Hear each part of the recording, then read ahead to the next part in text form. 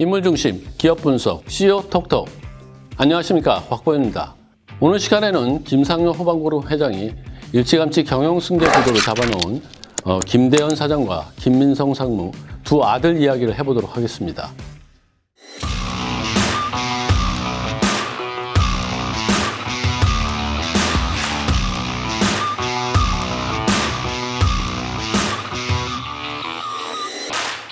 김상용 회장은 호반건설은 장남인 김대현 사장, 그리고 호반산업은 차남인 김민성 상무가 최대 주주가 오를 수 있도록 지분 승계 과정을 좀 어느 정도 마무리한 그런 상황인데요. 김상용 회장이 김대현 사장에게 호반건설의 새로운 사업 분야를 집중적으로 맡기고, 또 그리고 김민성 상무가 몸담고 있는 호반산업이 대한전선을 인수하게 이끌었던 이 배경이 과연 무엇인지, 이와 같은 이야기를 오늘 집중해서 해보도록 하겠습니다. 오늘도 제 옆에는 비즈니스포스트의 안정문 기자가 자리를 함께 했습니다. 안녕하세요. 비즈니스포스트 안정문 기자입니다. 네, 안정문 기자. 김상용 회장은 호반건설 내에서 신사업, 그리고 사업 다각화 이쪽 분야를 장남에게 맡겼습니다. 자, 장남인 김대현 호반건설 기획부문 대표 사장, 이 김 사장이 호반건설 지분의 54.7%를 확보했어요. 정말 일찌감치 지분 승계를 마무리 지은 것 같은데요. 그 지분 승계가 어느 정도 마무리된 다음, 그 다음 단계는 경영 능력으로 이거를 보여줘야 되거든요. 그래서 김대현 사장이 지금 구체적으로 어떤 일들을 진행하고 있나요? 호반건설은 2019년 2월 엑셀러레이터 법인 플랜H 벤처스를 설립하고 스타트업 발굴을 시작했습니다. 바로 이 플랜H 벤처스를 통한 스타트업 투자를 김대현 사장이 이끌고 있습니다. 플랜H 벤처스는 건물 유지보수 서비스 고도화를 위해 4월 7일 유지보수 서비스 전문 스타트업 회사인 워커맨과 업무 협약을 맺었습니다.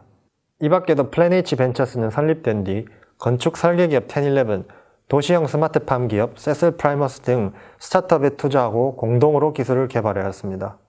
김대현 사장은 지난해 말 호반그룹 정기 임원 인사를 통해서 호반건설 기획부문 대표 부사장에서 사장으로 승진했어요. 그리고 신사업 부문 확보를 주도하고 있죠. 그래서 아까 얘기한 것처럼 그런 스타트업 발굴에 노력을 하고 있고, 그거 말고도요, 또 김대현 사장은 사이버 모델 하우스에 필요한 가상현실, 증강현실 이런 것들을 모아놓은 플랫폼 개발을 위해서 지난해 11월에 KT와 협약을 맺었죠. 그러니까 최첨단 기술도 김대현 사장이 굉장히 관심을 두고 있는 것 같아요. 네, 김대현 사장은 디지털 전환에 발맞춰 역량을 갖춘 인재를 양성하는 일에도 앞장서고 있습니다. 호반건설은 융합 인재를 양성하기 위한 호반 리더스 아카데미의 첫 수료생을 2020년 말 배출했죠. 호반 리더스 아카데미는 호반그룹이 인공지능, 사물인터넷 적용 등에 발맞춰 인재를 육성하기 위해 고려대학교 경영전문대학원과 함께 개발한 특화 교육 과정입니다. 호반건설의 앞으로의 생존 전략으로 바로 디지털 전환을 꼽은 것 같습니다. 그런 디지털에 의해서 경쟁력 확보, 브랜드 가치를 높이는 거 이런 것들을 추구해 나가겠다. 그런 의지가 보이고 있는 것 같아요. 네, 그리고 김대현 사장은 지난해 9월 한국 마이크로소프트와 손잡는 디지털 전환 업무 협약식의 모습을 드러내기도 했습니다. 이렇게 김대현 사장은 그룹의 핵심 계열사인 호반건설의 지분 승계 작업은 어느 정도 마무리를 했으니까 미래의 성장 동력을 찾는데 더 집중하고 있는 그런 모습이 보이네요. 자, 김대현 사장 이야기는 그 정도로 하고요. 차남인 김민성 상무가 있는 호반산업 이야기를 좀 해보죠. 최근에 호반산업이 대한전선을 인수한 것을 놓고 이 호반건설, 호반산업의 사업의 균형을 좀 맞추려고 했었던 거 아니냐, 이런 얘기가 나오거든요. 이걸 좀 설명을 해 주시죠. 호반산업은 3월 29일 대한전선 지분 40%를 2,500억 원에 인수하는 계약을 맺었습니다. 동반매수권 발동 여부에 따라 호반산업이 인수하는 지분은 54.03%, 거래금은 4천억 원까지 늘어나게 됩니다. 제가 알기로 호반그룹은 그동안에 금호산업, 동부건설, 또 SK증권, 대우건설, EMC홀딩스 여러 인수전에 모습을 드러냈어요. 그러나 최종 인수에서는 결국 빠졌었거든요. 근데 이번에 대한전선 인수는 결국 끝까지 마무리를 했습니다. 어떻게 그렇게 가능했죠? 호반그룹 관계자한테 물어봤더니 대한전선과 시너지를 고려했을 때 토목 중심과 신재생에너지 사업도 추진하고 있는 호반산업이 인수하는 것이 더 적합하다고 판단했다고 말했습니다. 호반산업은 태양광과 연료전지 등 신재생 관련 사업을 추진하고 있기도 합니다. 그 대한전선 하면은 그 우리나라에서 그 전선 업계에서 가장 업력이 오래된 회사거든요. 그래서 지금은 이제 LS전선에 이어서 국내에서 전선업계 2위를 지금 차지하고 있는 그런 회사입니다. 또 2020년 실적이 2009년 이후에 최대 규모인 영업이익 이제 515억을 거둔 굉장히 흐름이 좋은 그런 모습을 보입니다. 그리고 또 주목할 게 현재 그 신사업으로 그 해상 풍력 발전 단자에 쓰이는 그 해저 케이블, 여기에 또 대한전선이 강점을 가지고 있다, 이런 얘기가 들리거든요. 한번 좀 설명을 해 주시죠. 맞습니다. 세계적으로도 해저 케이블 관련 기술을 가진 기업은 많지 않습니다. 대한전선은 세계 각국 정부가 투자를 늘리고 있는 해상 풍력 발전 등 그린 뉴딜 사업에 수혜를 입을 가능성이 큰 회사로 평가됩니다. 대한전선은 2020년 유럽에서 규모가 큰 전력 케이블 사업을 따내면서 유럽 시장의 발판을 닫기도 했습니다. 그리고 대한전선을 인수한 것과 관련해서 호반그룹의 최대 계열사인 호반건설이 나서지 않고 차남인 김민선 상무가 최대 주주로 있는 호반산업이 인수 주체로 나섰거든요. 이런 분석이 나와요. 물론 이제 양사의 시너지를 감안해서 이렇게 했다, 이런 평가도 있지만 그것보다는 이제 호반건설과 호반산업이 너무나도 회사 규모가 불균형했기 때문에 이걸 좀 맞추려 한 거 아니냐, 이런 분석이 나오고 있어요. 지금 보면은 장남인 김대현 사장이 최대 주주로 있는 호반건설은 뭐 매출 규모나 뭐 시국능력 평가 순위나 뭐 어느 정도 궤도에 올라가 있어요. 그래서 이제는 그 다음 단계로 차남의 호반 산업을 키우려는 거 아니냐, 뭐 이런 분석이 나오고 있는 것 같아요. 자, 호반건설의 매출 규모가 뭐 2조 원대 중반 정도 되거든요. 그러면 호반산업은 여기에 비해서 아직 매출 규모가 굉장히 적죠. 네, 호반산업의 2019년 매출을 살펴보면 6,841억 원으로 호반건설 매출 2조 4,837억 원에 27.5%밖에 되지 않습니다. 대한전선의 매출이 1조 5,967억 원인 점을 고려하면 이번 인수로 호반산업과 호반건설의 매출 차이가 크게 좁혀질 것으로 예상됩니다. 그런데 호반그룹은 대한전선 인수로 자산이 10조 원을 돌파하면서 상호 출자 제한 기업 집단에 지정될 가능성이 커졌습니다. 호반그룹은 대한전선이 편입되기 이전부터 이미 자산이 9조 원을 넘긴 상태입니다. 여기에 자산 1조 1,657억 원에 대한전선이 편입되면 자산은 10조 원을 확실히 넘길 것으로 보입니다. 그렇다고 하면 김상열 회장이 상호 출자 제한 기업 집단을 좀 피하려고 하면은 호반산업 쪽을 계열 분리를 할 수도 있겠네요. 네, 맞습니다. 호반산업은 자회사 8개 중에 6개 회사의 지분을 100% 들고 있는 등 수직 계열화도 깔끔하게 이루어져 있습니다. 계열 분리를 진행하면 작업이 빠르게 진행될 가능성이 큽니다. 그렇군요.